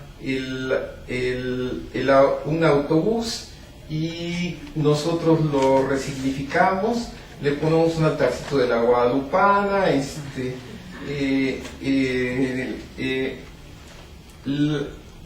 integramos elementos culturales que no fueron propios a nuestra cosmovisión, y eso ha permitido que la cosmovisión se reproduzca. Esa apertura, aunque luego se convierte en adoración a lo extranjero, pero eso nos da una característica de posmodernos. Nosotros fuimos posmodernos antes de que se inventara el concepto. Nos trajeron los cultos católicos y nosotros lo integramos con nuestros cultos originarios, y entonces en los pueblos originarios la gente está convencida de que son católicos ortodoxos. ¿Por qué? Porque los frailes vinieron específicamente a cristianizarnos, y entonces lo que los sacerdotes jovencitos que acaban de llegar del Vaticano ven como paganismo, es entendido como una forma ortodoxa del culto. Por ejemplo, el ir de rodillas a la villa, eso parecería muy pagano, pero está totalmente dentro de la lógica del exceso mesoamericano. Vas a honrar a la Virgen, y entonces si tienes una culpa, la mejor manera de hacerlo es pagando una manda por lo mal que hiciste. Y bueno, ya que pagaste la manda, en reciprocidad vas a esperar el perdón. Entonces, son muchos rasgos que a mí me gustaría que ustedes, que son psicólogos, los analizaran con sus herramientas. Los invito a que no solamente busquen los testimonios, sino que también a que los originarios les platiquen cuáles son sus sueños y pesadillas. Yo soy original. Bueno, yo quisiera, pues esta parte, ¿no? Que sí me gustaría que lo estudien los psicólogos, porque pues yo nací ahí, entonces, pues yo, por ejemplo, de la familia de la Rosa, pero del barrio de Santana. Entonces, bueno, quiero decirles que, pues ahorita que iban a hacer el metro, pues ya estaban ahí, luego le hicieron su monumento con su toro, y dije, qué bárbaros, el machismo aquí está. Pues fui a Tláhuac y pues puse mi árbol del zapote y les dije, quiero que pongan esto, por favor, háganme caso, pongan el árbol del zapote, no quiero un hombre ahí, un macho. Entonces, yo sí quisiera saber o si se pudiera hacer un estudio con respecto al machismo, porque yo al casarme con un juereño, y decirles, bueno, pues yo quiero ser mayordoma, tú mujer te casaste con un fuereño, casi tú ya no cuentas, pero eso sí coopera. Pero eso de ser mayordoma, pues ¿de dónde, no? O sea, queremos tu dinero, pero no queremos a tu esposo, o sea, él no es aceptado. Y el día que se muera tu esposo, no lo entierras aquí. Te entierras tú si es que pagas y ayudas al pueblo, y si no, no. Entonces, yo la verdad sí le oí a mis zapotecos, porque el ser profesionista, ser clínica, y de repente llegar a Martajara, como que dije, no me cuadra, no me cuadra las ahí, levántate a las 4 de la mañana a Martajara para las fiestas, y la verdad yo sí le saqué a los de mi pueblo, y luego de que todos son mis familiares, que porque la abuelita es su prima, segunda, tercera, cuaternaria, y quinta, y todavía es tu familia. Entonces dije, no quiero casarme con uno de mis familiares. Entonces, pues la verdad yo sí veo mucho machismo, muchos golpes a la mujer, mucho maltrato, y si estudias, pues mijita, te doy tu terreno, pero gánatelo, tienes que trabajar, tienes que cuidar a los niños y nada de ir a ejercer tu carrera. Ajá, aquí te quedas y pues tú eres profesionista, pero eres de pueblo y aquí tu marido te mantiene. Entonces, como el telefonista pues gana bien, bueno, pues mis compañeritas ahí se quedaron varias, pero ya no ejercieron. O si trabajas, ¿sabes qué? Yo te mantengo y te prohíbo que vayas a ejercer tu carrera, tu profesión. Ajá, entonces esa parte digo, caray, como que sí hay que estudiarla, porque la verdad sufrimos mucho las mujeres, sobre todo las que se casan ahí, con todo este tipo de circunstancias, ¿no? Entonces yo digo, ahí es un tema fuerte, ¿no? Que pues ahí se está viendo, ¿no? Y qué pasa con las mujeres que dices, bueno, trabajo, tengo mis hijos y pues interviene mucho la familia para que no ejerzas tu carrera ni tu profesión. Ya te casaste y pues órale, ahí te quedas como mujer, pero como hombre, no, pues eso es otra cosa, ¿no? Y otra cosa, ¿no? Pues también de que con el hecho de ser telefonistas, pues la mayoría del pueblo, pues no se produce nada, y eso sí me da mucha tristeza, ¿no? De que dices, bueno, ahí en San Pedro topan, bueno, hacen moles, en Xochimilco, en Santa Cruz, hacen siembran, hacen dulces, y Zapotitlán, fábrica de telefonistas, y yo digo, bueno, ¿y qué estamos produciendo? Tantísimo dinero que se quema, y dices, bueno, ¿por qué no salimos adelante, producimos algo, que se diga algo de Zapotitlán, no sé, el árbol de zapote? Y la verdad es que estamos ahí, ¿no? Estamos ahí como estancados, yo lo veo en esa forma de que podríamos progresar, el dinero se pudiera utilizar de otra manera, y veo esa parte estancada. Y a mí me da tristeza, pero amo a mi pueblo, lo quiero mucho, porque soy de ahí, pero digo, bueno, es que a lo mejor se pudiera hacer algo, ¿no? Pero la realidad es otra cosa. Bueno, fíjense que yo quería comentar algo frente a lo que dice la compañera, bueno, que por lo general existían solo mayordomos. Sin embargo, por ejemplo, en el caso de Santa Marta, Catitla, hay mayordomas. Y no como en otros lugares, ¿no? A lo mejor de Iztapalapa, que se es mayordoma cuando se es esposa de un mayordomo. No. Es otro tipo de elección que se hace. Entonces, eso también es interesante mirar que hay diferencias también de un pueblo originario a otro. Por ejemplo, hay ciertos pueblos originarios donde la mujer se ha empoderado y tiene otro papel dentro de las mayordomías. ¿Cómo asume la mayordomía? Por ejemplo, la mayordoma ¿cómo se llama? Híjole, se me olvidó de San Salvador, ¿no? Es una mayordomía nueva, pero la asumió una mujer, ¿no? Y de hecho cuando se hacen todas las comidas, la forma de organización sí con la familia, pero la mujer es un núcleo importante.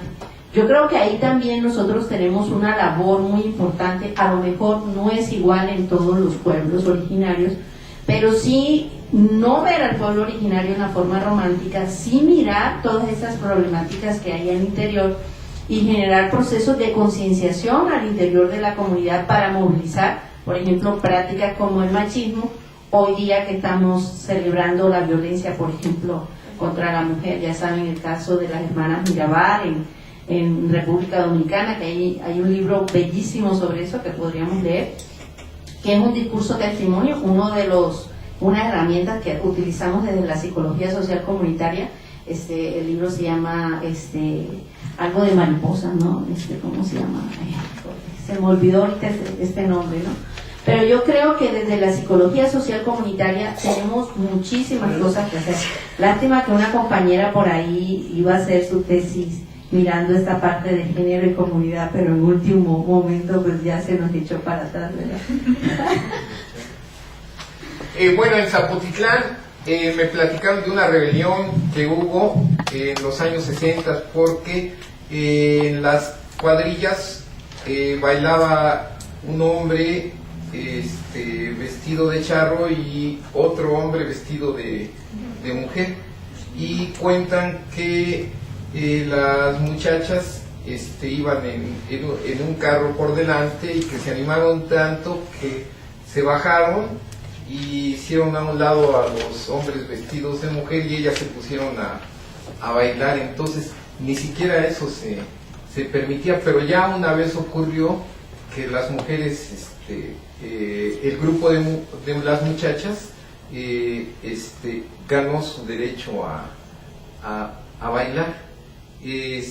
Sí, efectivamente, hay que respetar los usos y costumbres de los pueblos, pero una parte de esos usos y costumbres es la opresión sobre la mujer, y ese es un uso que no se puede permitir que se reproduzca. A mí sí me tocó, cuando estuve haciendo trabajo de campo, que muchas de las esposas de los mayordomos reclamaban que en el chavarrio el hombre subía a recibir el cargo frente al altar, pero que no era acompañado por la esposa. Y sí, casi todas las señoras me remarcaron que el subir al altar en el cambio de mayordomía debería de ser de la pareja. Sí es un problema, pero pues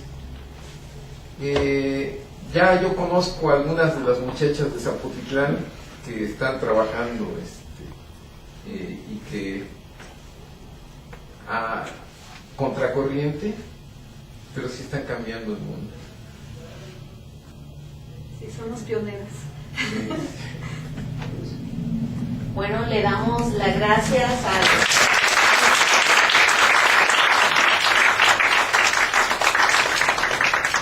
por su participación y esperamos que nos visite nuevamente aquí en las Facultad de Psicología. Muchas gracias.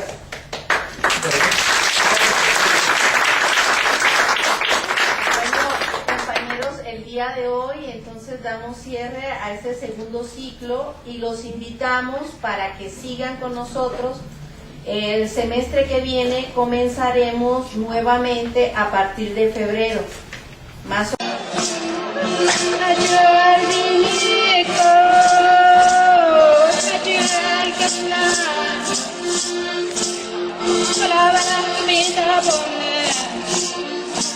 Hola,